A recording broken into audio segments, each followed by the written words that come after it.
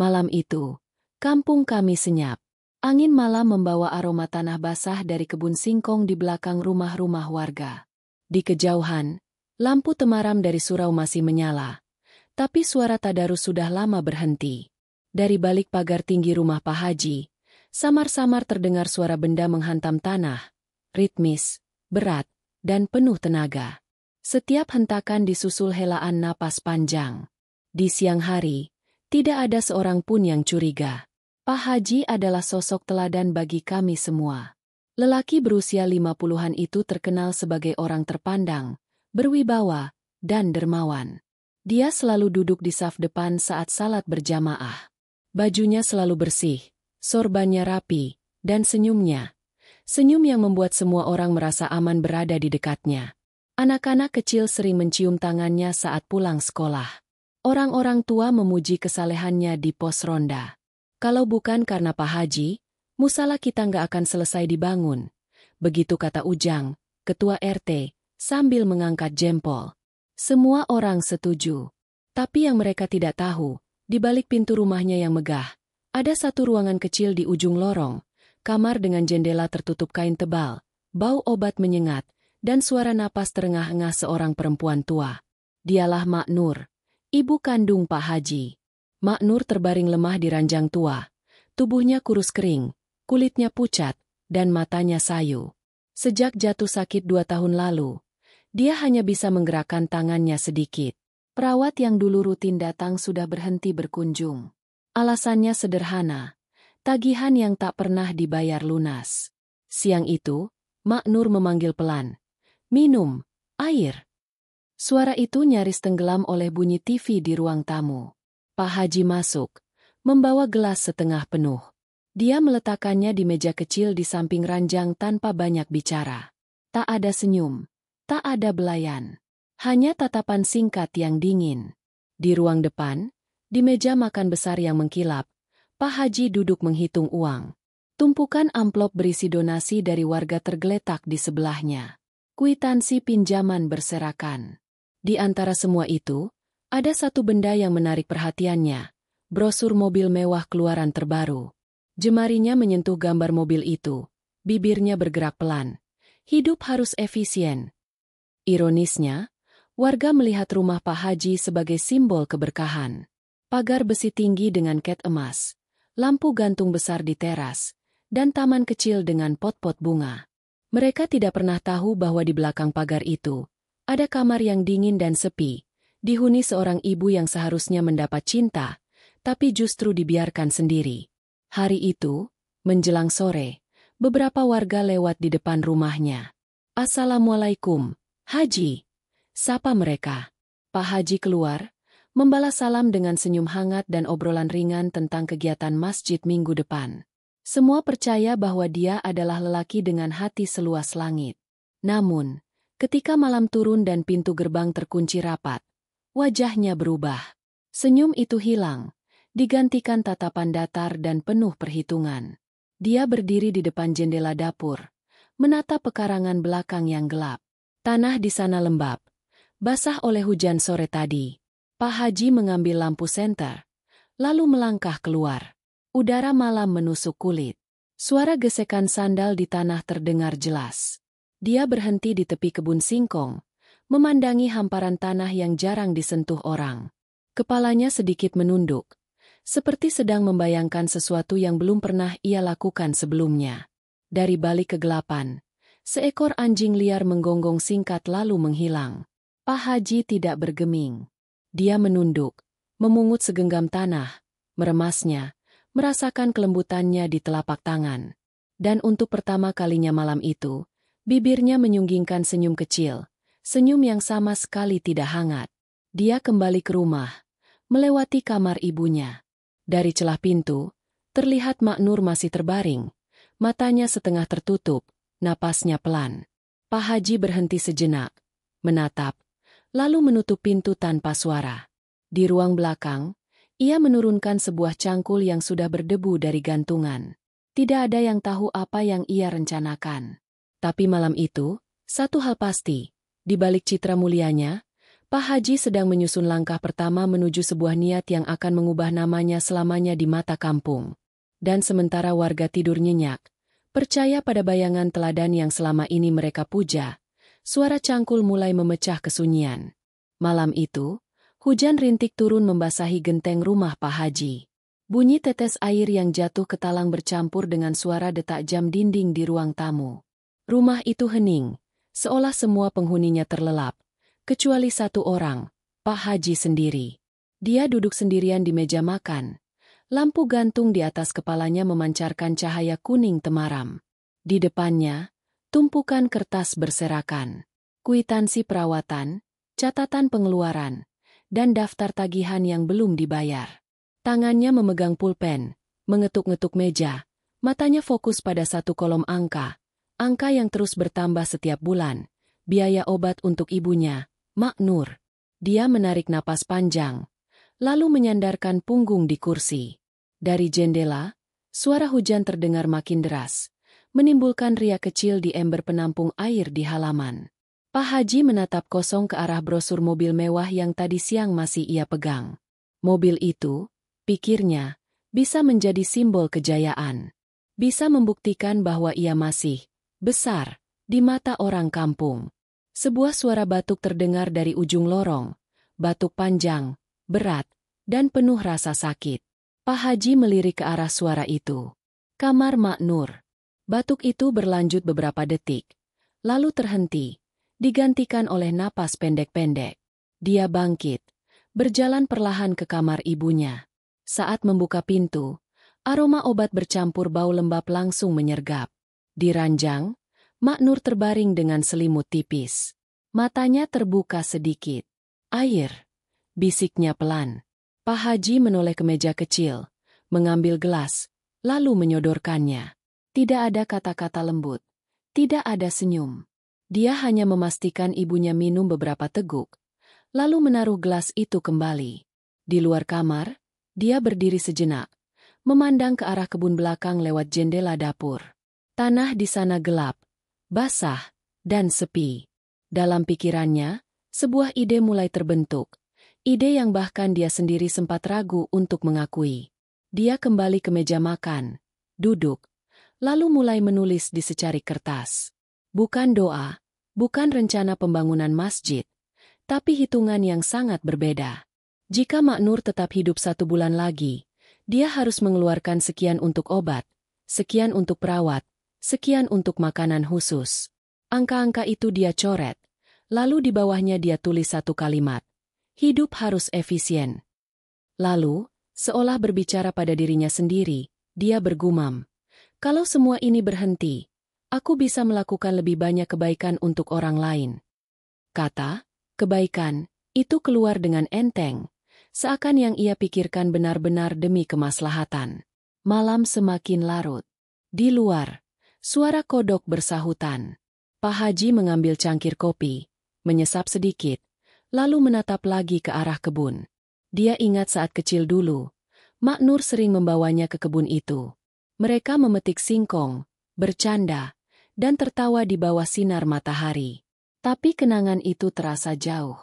Sekarang, yang ada hanyalah tanah basah yang menurutnya bisa berguna untuk sesuatu. Dia berdiri, mengambil lampu senter, dan berjalan ke belakang rumah. Tanpa suara, dia membuka pintu dapur, melangkah keluar. Angin malam langsung menerpa wajahnya, dingin menusuk tulang. Dia berdiri di tepi kebun. Sinar senter menyapu tanah yang licin. Lalu, dia membungkuk, menyentuh tanah itu, merasakan kelembutannya di antara jari-jari. Tiba-tiba, sebuah pikiran menghantamnya. Jika lubang cukup dalam, tidak ada yang akan tahu. Dia tersenyum tipis, lalu kembali ke dalam rumah. Senter ia matikan, pintu ia kunci rapat. Di ruang tamu, jam menunjukkan hampir tengah malam. Dia memandangi kamar ibunya sekali lagi dari ujung lorong. Di dalam, Mak Nur tertidur dengan wajah pucat. Sama sekali tak menyadari bahwa anak yang ia besarkan selama ini sedang merencanakan sesuatu yang tak pernah ia bayangkan. Di ruang makan, Pak Haji duduk kembali, menatap kosong ke brosur mobil, lalu ketumpukan uang donasi di meja. Suara hujan makin pelan, tapi di dalam kepalanya, rencana itu semakin jelas. Dan malam itu, untuk pertama kalinya, Pak Haji merasa dirinya sedang membuat keputusan paling benar dalam hidupnya, setidaknya menurut logika bengkoknya sendiri. Dia hanya perlu satu langkah lagi untuk memulainya. Pagi berikutnya, kampung kembali seperti biasa. Suara ayam jantan bersahut-sahutan, anak-anak berlarian di jalan tanah, dan aroma kopi dari warung Bu Sarmi menguar kemana-mana. Dari luar, rumah Pak Haji tampak damai. Gerbang terbuka setengah. Taman depan masih rapi dengan pot bunga tersusun simetris. Di teras, Pak Haji duduk sambil membaca koran. Wajahnya tetap seperti kemarin, tenang, bersahaja. Setiap warga yang lewat ia sapa dengan senyum dan anggukan. "Assalamualaikum, Haji," kata seorang bapak yang lewat. "Waalaikumsalam," jawabnya ramah. Tak seorang pun akan menduga bahwa di kepalanya ada rencana yang sudah mulai matang.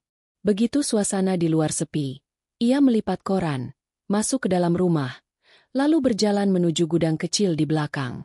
Ruangan itu sempit, penuh debu, dan bau kapur barus. Di sudut, ada cangkul tua yang sudah lama tidak digunakan. Gagangnya sudah kusam, bilahnya berkarat tipis, tapi masih kokoh. Tangannya menyentuh gagang itu, mengusapnya pelan. Pak Haji mengangkat cangkul itu, memeriksanya dari ujung ke ujung.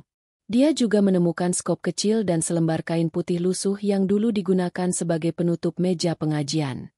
Ia menggulung kain itu, lalu memasukkannya ke dalam tas hitam besar. Tidak ada yang aneh di mata orang luar. Kalaupun ada yang melihat, mereka mungkin mengira Pak Haji hanya sedang membersihkan gudang. Setelah itu, ia keluar ke kebun belakang. Kebun itu jarang disentuh orang, kecuali saat panen singkong setahun sekali. Tanahnya gembur, ditumbuhi rumput liar di beberapa sudut. Di tepi kebun, ada pohon mangga tua yang batangnya bengkok ke arah barat. Pak Haji berdiri di sana, memperhatikan titik-titik yang mungkin cocok. Matanya berhenti pada sebuah area di dekat pagar bambu, agak tersembunyi oleh semak. Dari sana, jarak rumah cukup dekat, tapi tidak terlihat langsung dari jalan. Lokasi yang sempurna. Dia berjongkok, meraih segenggam tanah, meremasnya, lalu membiarkannya jatuh perlahan dari sela-sela jarinya. Tanah itu lembab, mudah diolah. Di kepalanya, ia mulai menghitung berapa lebar lubang yang dibutuhkan, berapa dalam, dan berapa lama waktu untuk menggali sampai selesai sebelum ada yang sadar. Siang itu, ia kembali ke rumah, pura-pura sibuk memeriksa daftar kebutuhan masjid. Tapi setiap kali ada jeda, pikirannya kembali ke kebun belakang. Menjelang sore, ia berjalan ke dapur, membuka jendela kecil yang menghadap ke kebun. Dari sana, ia bisa melihat langsung titik yang sudah ia pilih. Cahaya matahari sore menyinari tanah itu, seolah sedang menandai tempatnya sendiri. Di kamar belakang, Mak Nur terbatuk-batuk. Pak Haji menoleh sekilas, tapi tidak bergerak mendekat. Ia hanya berdiri di jendela dapur. Matanya tetap tertuju ke tanah yang basah. Dalam pikirannya, ia mulai merangkai langkah demi langkah. Malam ini ia akan menggali lubang itu. Pelan-pelan, tanpa suara, sampai cukup dalam. Saat azan maghrib berkumandang, Pak Haji pergi ke masjid seperti biasa. Ia salat di saf depan, tersenyum pada jamaah, dan bercakap-cakap soal rencana pengajian minggu depan. Semua orang melihatnya sebagai teladan. Tak ada satupun yang tahu bahwa setelah salat Isya, ia tidak akan tidur seperti warga lainnya. Malam turun. Lampu di rumah-rumah kampung mulai padam satu persatu. Hanya suara jangkrik dan sesekali gonggongan anjing yang terdengar. Pak Haji menunggu sampai jam menunjukkan pukul 11 malam. Ia mengenakan baju kerja lusuh, mengambil cangkul dari gudang, lalu berjalan ke kebun belakang dengan langkah ringan namun penuh tujuan. Bulan separuh memancarkan cahaya pucat, cukup untuk membuat tanah kebun terlihat samar. Dia mulai mengayunkan cangkul. Tanah basah memercik di kakinya. Setiap ayunan terasa berat, tapi pikirannya tetap fokus. Tak ada suara selain detak jantungnya sendiri dan bunyi logam menghantam bumi. Sesekali, ia berhenti, mengelap keringat, lalu menatap lubang yang semakin dalam. Dalam hatinya, ia merasa lega. Ini, jalan keluar, pikirnya. Jalan keluar dari semua beban yang ia rasa membelenggu. Di kejauhan, seekor burung malam terbang rendah. Suaranya melengking sebentar lalu hilang. Angin berhembus, membuat daun singkong bergesekan pelan. Bagi orang lain, suasana ini mungkin mencekam. Tapi bagi Pak Haji, ini adalah simfoni yang menenangkan. Sampai akhirnya, setelah hampir 1 jam, lubang itu cukup dalam. Dia menancapkan cangkul ke tanah, berdiri di tepi lubang, dan memandanginya lama. Di kepalanya, ia bisa membayangkan rencana ini berjalan sempurna. Tak ada jejak, tak ada saksi, dan tak ada lagi beban biaya yang harus ia tanggung. Pak Haji menutup tas hitamnya rapat-rapat. Kain putih lusuh itu terlipat rapi di dalamnya, menunggu waktu untuk digunakan. Dia memandangi rumahnya dari kebun. Matanya berhenti di jendela kamar ibunya yang gelap. Senyum tipis kembali muncul di bibirnya. Malam ini, ia sudah menyiapkan panggung. Yang ia butuhkan hanyalah memutuskan kapan pertunjukan itu dimulai. Malam itu, langit seperti diselimuti kain hitam tebal. Bulan menghilang di balik awan, meninggalkan kampung dalam kegelapan yang lebih pekat dari biasanya. Angin malam bertiup pelan, membawa bau tanah basah bercampur aroma dedaunan singkong dari kebun belakang. Di dalam rumahnya, Pak Haji duduk sendirian di kursi ruang tamu. Lampu di ruangan hanya satu, redup, membuat bayangannya memanjang di lantai. Di depannya, sebuah tas hitam terbuka, berisi kain putih lusuh, seutas tali, dan sarung tangan. Di samping tas, ada botol air mineral, seolah itu hanya perlengkapan biasa. Dia menatap isi tas itu lama, bibirnya bergerak pelan, seperti sedang menghitung sesuatu yang tak terdengar. Dari kamar belakang, terdengar suara batuk ibunya, Mak Nur. Batuk itu panjang dan berat, membuat dada perempuan tua itu bergetar. Air, suaranya pelan, nyaris tenggelam dalam keheningan rumah. Pak Haji bangkit, mengambil gelas setengah penuh dari meja dapur, lalu melangkah menuju kamar ibunya. Dia membuka pintu pelan, dan cahaya lampu kamar yang redup memperlihatkan sosok Mak Nur terbaring lemah. Selimut tipis menutupi tubuhnya. Air, nak, bisiknya. Pak Haji menyerahkan gelas itu tanpa sepatah kata. Matanya hanya menatap dingin, menunggu ibunya meneguk sedikit sebelum mengambil kembali gelas tersebut. Dia meletakkannya di meja samping ranjang, lalu menutup pintu kamar. Di lorong, ia berhenti sejenak. Tangannya menyentuh dinding, matanya menatap ke arah pintu yang baru saja ditutupnya. Dalam hatinya, ia tahu bahwa malam ini mungkin akan menjadi malam terakhir ibunya berada di kamar itu. Dia kembali ke ruang tamu, mengambil tas hitam, lalu berjalan menuju gudang di belakang. Di sana, ia mengambil cangkul yang sudah ia gunakan menggali lubang semalam, lalu membersihkannya sedikit dari tanah yang masih menempel. Setiap gerakan dilakukan pelan dan tenang, seperti seseorang yang sedang menyiapkan alat berkebun, bukan untuk sesuatu yang jauh lebih kelam. Setelah semua siap, dia mematikan hampir semua lampu rumah, menyisakan hanya lampu dapur yang redup. Ia duduk di kursi dekat jendela, menghadap kebun belakang. Dari celah kaca, ia bisa melihat samar lubang yang telah ia gali. Tanah di sekitarnya masih gelap, lembab, dan dingin. Jam menunjukkan pukul 11:15. Pak Haji memutuskan untuk mulai. Dia berjalan pelan ke kamar ibunya, membuka pintu tanpa suara. Mak Nur sedang terlelap, napasnya pendek-pendek. Di meja kecil, ada foto lama. Foto Pak Haji kecil memeluk ibunya. Keduanya tersenyum lebar. Foto itu berdebu, seakan tak pernah lagi ia sentuh. Dia memindahkan foto itu ke dalam tasnya, lalu membuka lemari ibunya, mengambil beberapa amplop yang berisi uang tabungan kecil-kecilan Mak Nur. Semua dimasukkan tanpa ragu. Kemudian, ia mendekat ke ranjang. Wajah ibunya tampak damai dalam tidur. Tak tahu bahwa anaknya berdiri di sana dengan niat yang tak pernah ia bayangkan. Pak Haji berdiri lama, seolah menunggu sesuatu. Tiba-tiba, suara gonggongan anjing terdengar dari jauh, membuatnya sedikit tersentak. Dia memandang keluar jendela kamar. Gelap. Aman. Pak Haji menunduk, lalu perlahan mengangkat ibunya dari ranjang. Tubuh Mak Nur ringan, nyaris seperti mengangkat boneka kain. Kakinya menyeret di lantai, menimbulkan bunyi gesekan yang pelan tapi cukup membuat suasana mencekam. Setiap langkah menuju dapur terasa lambat, seolah waktu ikut menahan mereka. Sampai akhirnya, dia berhenti di depan pintu belakang yang mengarah ke kebun. Tangannya meraih gagang pintu, membukanya perlahan. Angin malam langsung menyergap, membawa hawa dingin dan aroma tanah basah. Ia menoleh sebentar ke dalam rumah. Semua sunyi. Lalu, tanpa satupun kata, ia melangkah keluar, menyeret ibunya melewati teras belakang, menuju kebun yang sudah ia pilih. Di bawah cahaya samar dari lampu dapur yang menembus pintu terbuka, bayangan mereka terulur panjang di tanah.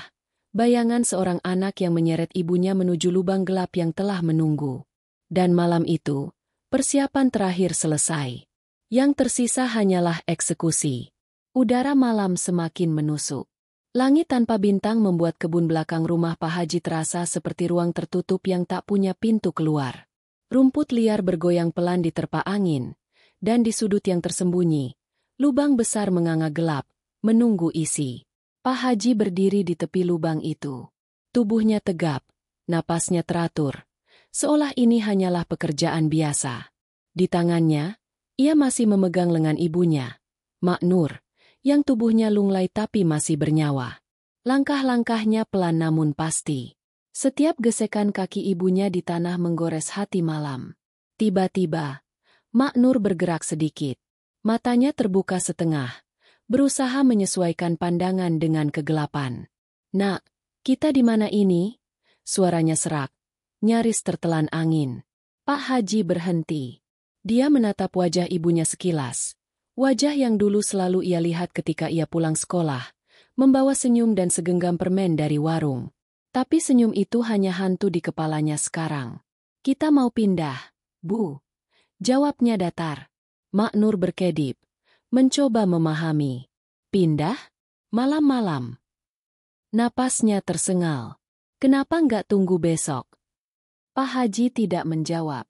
Dia kembali berjalan, menyeret ibunya hingga berada tepat di tepi lubang. Mak Nur menoleh. Matanya membesar saat melihat tanah tergali dalam. Rasa dingin menyusup ke tulangnya, bukan hanya karena udara malam, tapi karena firasat yang tiba-tiba menusuk dadanya. "Nak, ini apa?" Suaranya bergetar. Pak Haji melepaskan genggaman, lalu mengambil kain putih lusuh dari tas hitamnya. Dengan cepat, dia menutup mulut ibunya. Mak Nur meronta, tangannya yang lemah mencoba menepis, tapi tidak cukup kuat. "Tenang, Bu, sebentar lagi selesai," bisik Pak Haji. Air mata mulai mengalir di pipi keriput Mak Nur.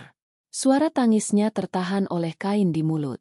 Dalam hati, dia mencoba memanggil nama anaknya seperti dulu ketika ia jatuh dan lututnya berdarah. Tapi kali ini, anak itu tidak datang untuk menolong. Dengan tenaga yang terlatih dari bertahun-tahun bekerja di ladang, Pak Haji mengangkat tubuh ibunya, menurunkannya perlahan ke dasar lubang. Tanah di bawahnya lembab, dingin, dan menusuk. "Nak, tolong, jangan!" Suara ibunya lirih, terdengar seperti bisikan yang hendak hilang. Pak Haji menatapnya sebentar. "Maaf, Bu, aku nggak sanggup lagi." Lalu, dia mengambil cangkul. Tanah pertama diayunkan, jatuh menimpa kaki ibunya. Mak Nur menjerit, tapi suaranya lemah. Tanah kedua jatuh, menutup betisnya.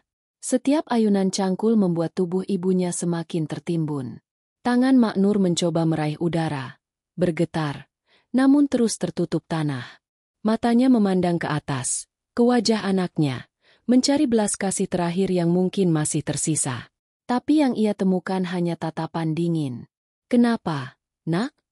Pertanyaan itu keluar di sela napas yang semakin berat. Pak Haji tak menjawab. Ia hanya terus mengayun cangkul. Iramanya teratur seperti seorang petani yang sedang bekerja. Tanah ketiga menutup dada ibunya.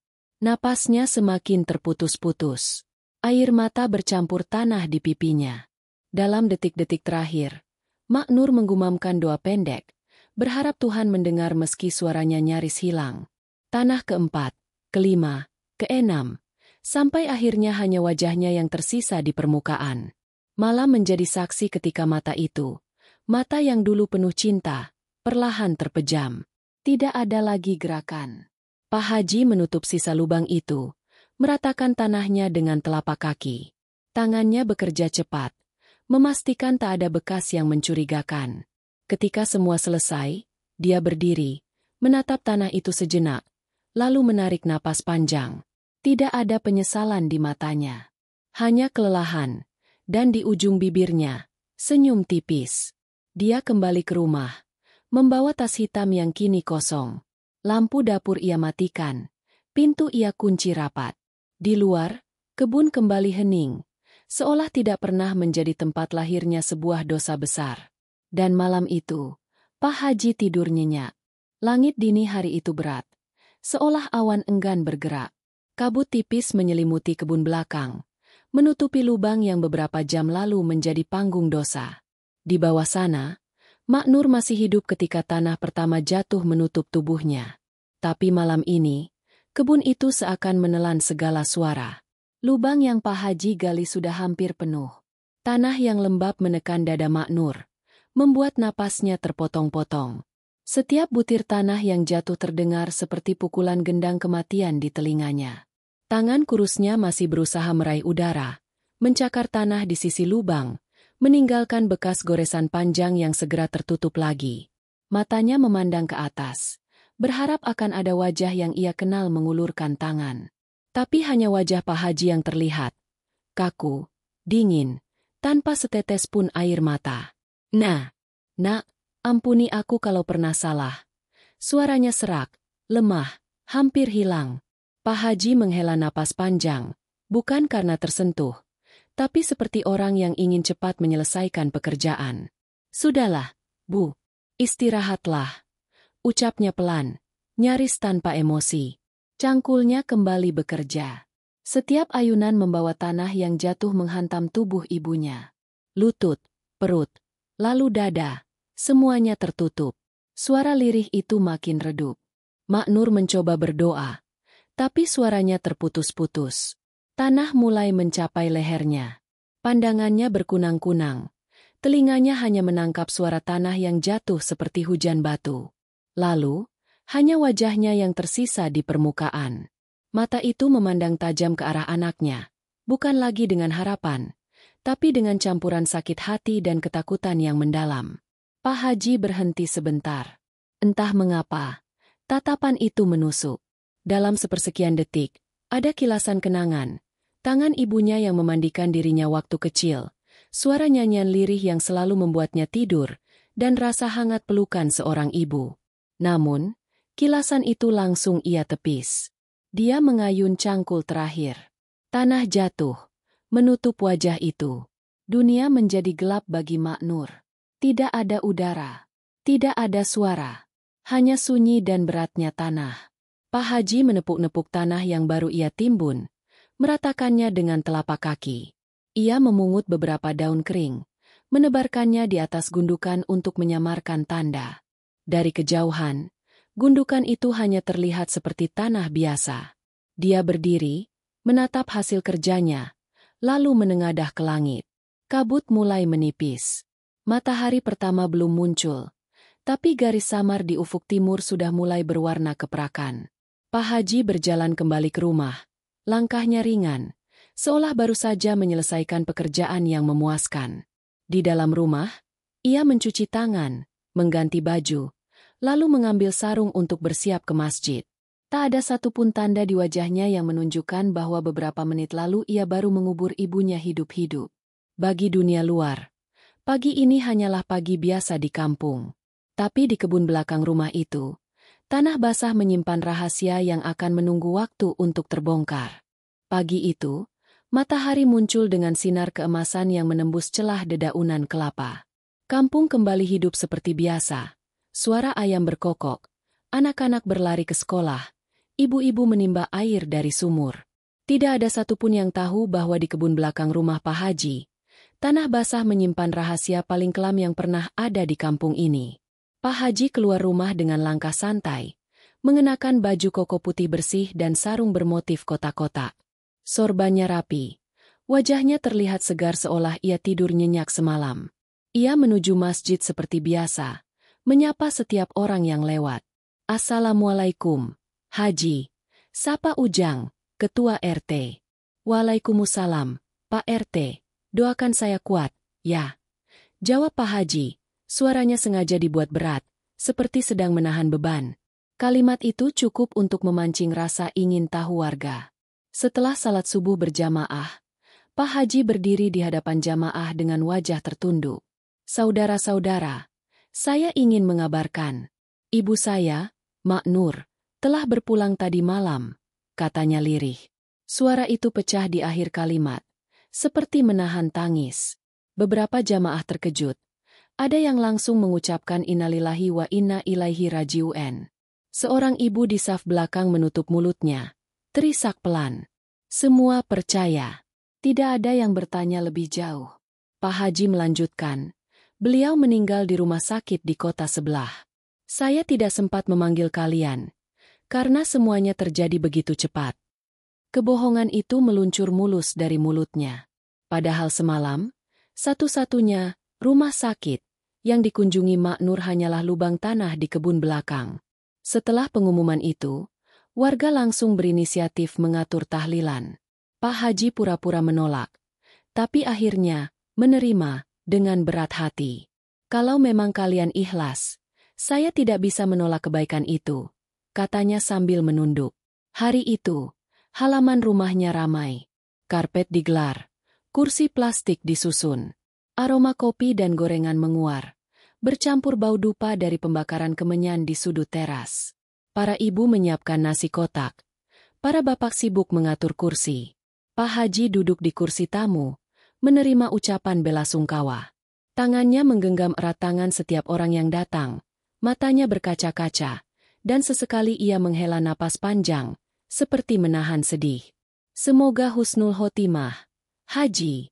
Ibumu orang baik," kata seorang bapak tua sambil menepuk bahunya. "Amin, amin," jawab Pak Haji. Matanya tertuju ke tanah, pura-pura terhanyut. Di dalam rumah, kamar Mak Nur sudah dirapikan. Ranjang kosong, selimut dilipat, dan foto-foto lama diturunkan dari dinding. Semua jejak keberadaannya di rumah itu dihapus dengan rapi. Bahkan lemari kecil yang biasanya berisi obat-obatan sudah kosong. Sore harinya, tahlilan berlangsung. Suara lantunan doa memenuhi rumah, membuat suasana terasa hikmat. Di luar, warga yang datang membawa amplop berisi sumbangan untuk keluarga yang ditinggalkan. Semua itu diterima Pak Haji dengan ucapan terima kasih yang penuh kepalsuan. Tidak ada seorang pun yang mencurigai bahwa jasad Mak Nur tidak pernah meninggalkan halaman rumah itu. Semua percaya bahwa ia sudah dimakamkan di tempat lain. Namun, di malam hari setelah warga pulang, Pak Haji berdiri sendirian di teras belakang. Matanya menatap kebun yang gelap. Dari tempat ia berdiri, gundukan tanah itu nyaris tak terlihat, tapi ia tahu persis letaknya. Angin malam berhembus, membawa aroma tanah lembab yang menusuk hidung. Di kejauhan, anjing menggonggong panjang, lalu hening. Pak Haji menutup pintu perlahan, masuk rumah, dan mematikan lampu. Dia merasa aman. Rencananya berjalan sempurna. Setidaknya, untuk saat ini. 3 hari setelah tahlilan, kampung mulai kembali ke rutinitasnya. Nama Mak Nur masih dibicarakan sesekali di pos ronda atau warung kopi, tapi perlahan mulai meredup. Semua mengira kisahnya telah berakhir. Semua, kecuali kebun belakang rumah Pak Haji. Malam itu, angin bertiup kencang dari arah barat, membuat dedaunan singkong bergesekan seperti bisikan. Langit gelap, tapi aroma tanah basah bercampur sesuatu yang berbeda. Bau anyir yang menusuk hidung, tipis namun cukup membuat anjing-anjing di kampung menggonggong tanpa henti. Pagi harinya, 2 anak kecil yang sedang bermain layangan di belakang rumah Pak Haji mencium bau aneh. Mereka mengikuti aroma itu, dan berhenti di dekat pagar bambu kebun belakang. Di sana, mereka melihat gundukan tanah yang sedikit mengendur, seperti baru saja digali dan tidak diratakan sempurna. "Apa ini?" tanya salah satu anak. Mereka saling pandang. lalu berlari ke rumah ketua RT. Dalam waktu kurang dari 1 jam, kebun belakang rumah Pak Haji dipenuhi warga. Ada yang menutup hidung, ada yang berbisik-bisik. Pak Haji sendiri keluar dengan wajah bingung pura-pura. Ada apa ini? Rame-rame? Suaranya dibuat datar, seperti orang yang baru bangun tidur. Kami cium bau bangkai, Haji. Dari sini, ujar Pak RT, menunjuk gundukan tanah. Pak Haji berusaha tersenyum. Ah, paling bangkai ayam atau kucing. Biar saya urus. Tidak usah. Kita gali sama-sama. Potong seorang pemuda dengan suara tegas. Suasana berubah tegang. Pak Haji mencoba menahan. Tapi tangan-tangan warga sudah mulai bekerja. Cangkul pertama menghantam tanah. Lalu cangkul kedua, ketiga. Dan semakin dalam mereka menggali, semakin kuat bau busuk yang keluar. Beberapa ibu mundur sambil menutup mulut. Anak-anak disuruh menjauh. Ketika tanah mulai terbuka cukup lebar, sesuatu yang putih muncul. Kain lusuh yang kusut dan berbau. Degup jantung semua orang seakan berhenti. Seseorang memberanikan diri menarik kain itu. Dan di sanalah, mata semua warga terpaku. Tubuh Maknur, membusuk, masih terbungkus sebagian kain. Tangannya terlipat aneh, seolah mencoba mendorong tanah yang menimpa. Hening panjang menyelimuti kebun. Lalu, seperti ledakan, suara teriakan dan sumpah serapah pecah dari mulut warga. Allahu Akbar. Haji, ini ibumu? Teriak seorang bapak dengan mata merah.